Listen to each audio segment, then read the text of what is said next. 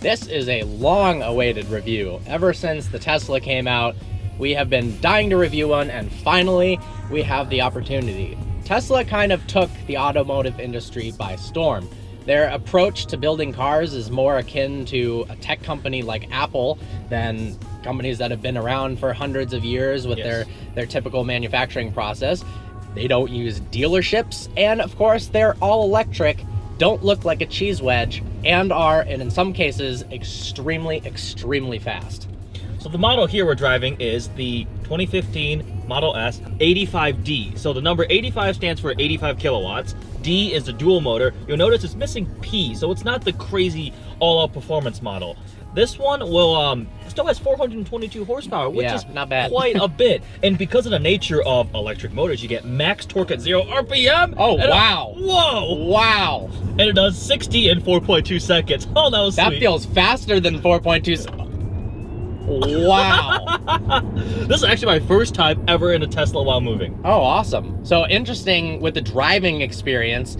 Obviously, we've driven a lot of cars, but instantly this is very different because you've got the brake regeneration. So the instant you take your foot off the pedal, the car slows down really quickly. Whoa, yeah. Like it's got serious engine braking. That's not touching the brake at all. And I could probably almost come to a stop. Yeah. And you're always in the perfect gear because there are no gears. Single and you've got drive, yes. You've got instant torque at 0 RPM. So that is legit fast. That is fast. Holy cow. Yeah, so like you said, P stands for performance. If you get an 85D, it's the dual motor with 85 kilowatts. Which is pretty important in a climate like this. Absolutely. So they didn't initially come out with the dual motor that was released. And when they came out with that, they had the P85D, which was ridiculous. Yes. Slightly under 3 seconds, now, 0 to 60. And now they have the P100D with ludicrous mode updated, which does 0 to 60 in 2.4 seconds. Critically, that is faster than a Lamborghini Huracan, and that is all that matters. It is, unfortunately, faster.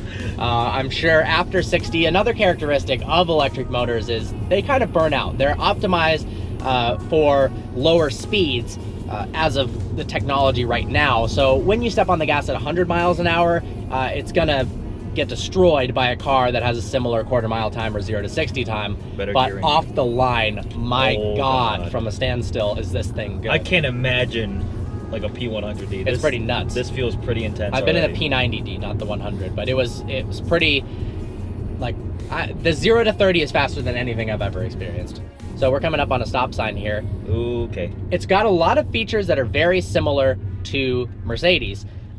And that is because the same parts. They source a lot of the parts from that. So one thing is, I'm at a stop sign, press and hold the gas pedal down all the way, activates hold so I can release it, then floor the gas. Whoa.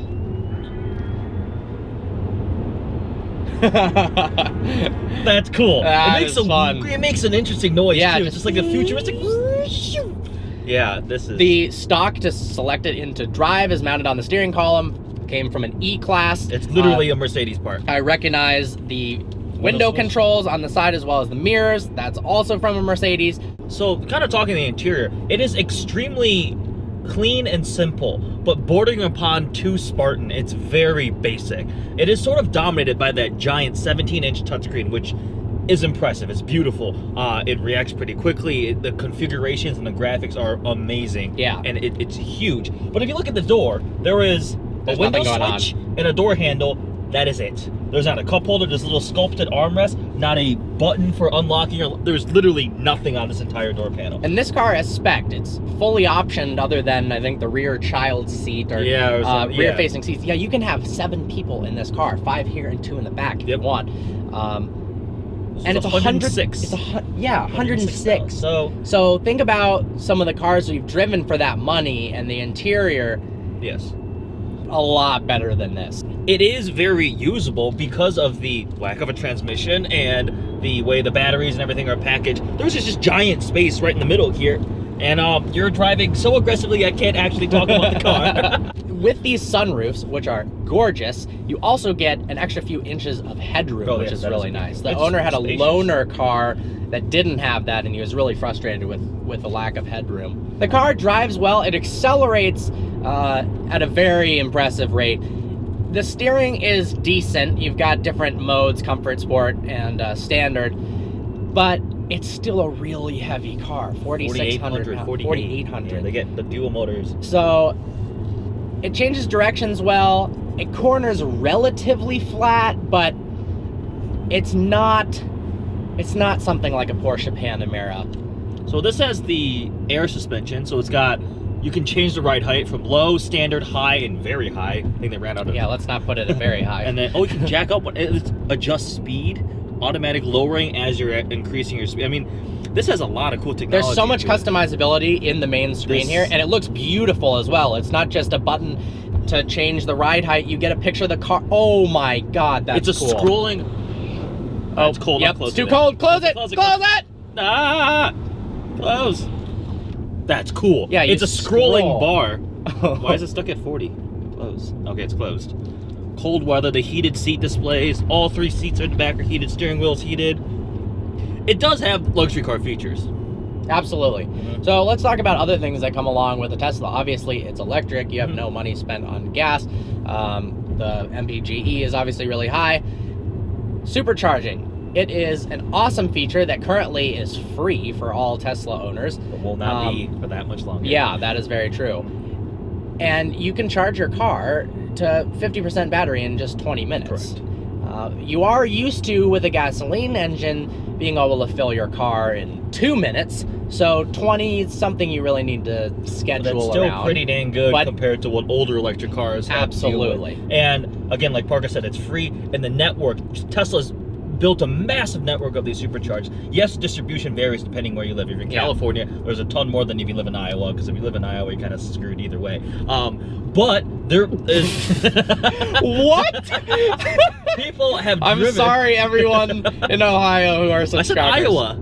I know, I said Iowa. Oh, maybe I said Ohio. Well, I'm not sorry for Ohio. Fuck the guys.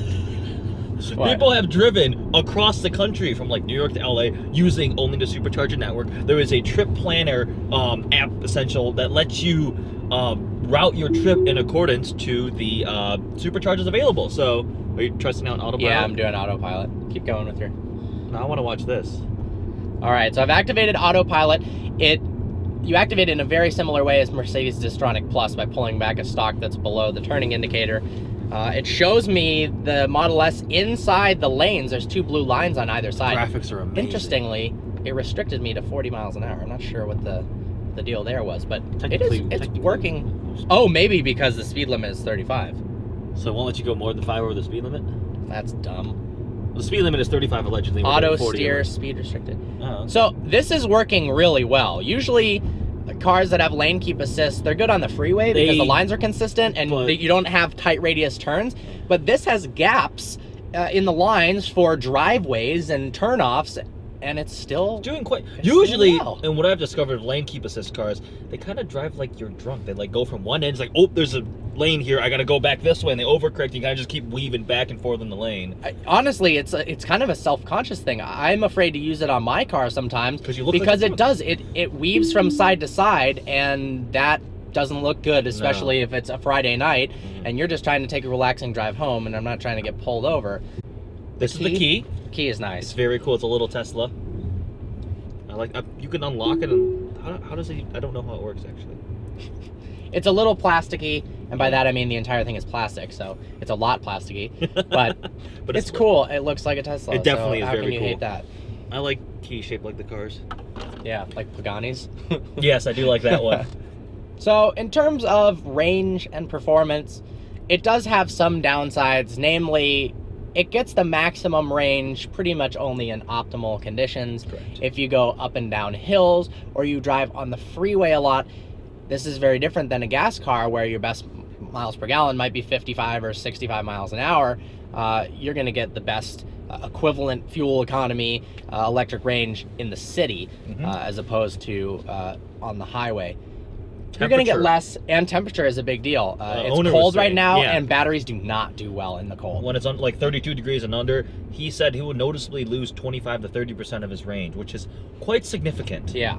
And also another thing, chances are you're not buying this to be a performance track car. If you are, maybe reconsider. But lapping these, just because they have the stats, you know, 0 to 60 in crazy times for the P100D, and it supposedly handles really well, though, I mean, it's okay. It's adequate. They will overheat if you lap them several times. Batteries, I mean, it's a Corvette Z06, so if you're street speed 717, you might as well get a P100D too. You can have all overheating cars. Speaking of overheating, these, I've got a heated steering wheel and heated seats in the back too. It works really well. It's freezing outside, and I feel great in here. Somebody's going to comment, if it's freezing outside, why are you wearing a t-shirt? Because I'm wearing a t-shirt. Well, because he was wearing a jacket, and then he took his jacket off. Yes, that is what it is a possibility. I mean, I feel like the graphics and rendering is on par with the best of the luxury cars out there. Maybe even better. Yeah, which fits Tesla because, I mean, they're a tech company, essentially. Yeah, no, in terms of the infotainment, this is like the best of the best. Exactly. Which is in stark contrast to the Lexus we're driving this week, which has a terrible... From when I was 8. Yeah, for real. Damn, that is impressive. Yeah, it is. That is, and this is just a regular one. Yeah. Electric cars are cool. They are This cool. is very, very cool. Yeah, why didn't you get this instead of your Oh, i8? shut up.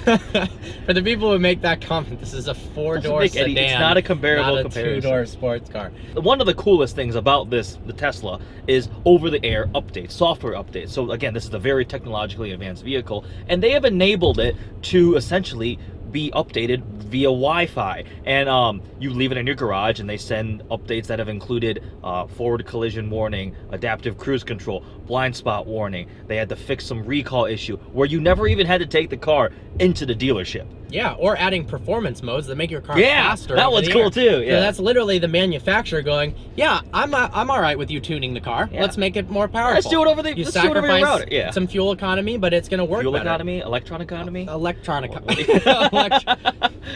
This is so smooth. It rides really well rides too. Really well. It's got and probably the air suspension does a very good job. And of that. the isolation from the road is fantastic. There's like really no wind or road noise. Man, this is I'm pretty impressed.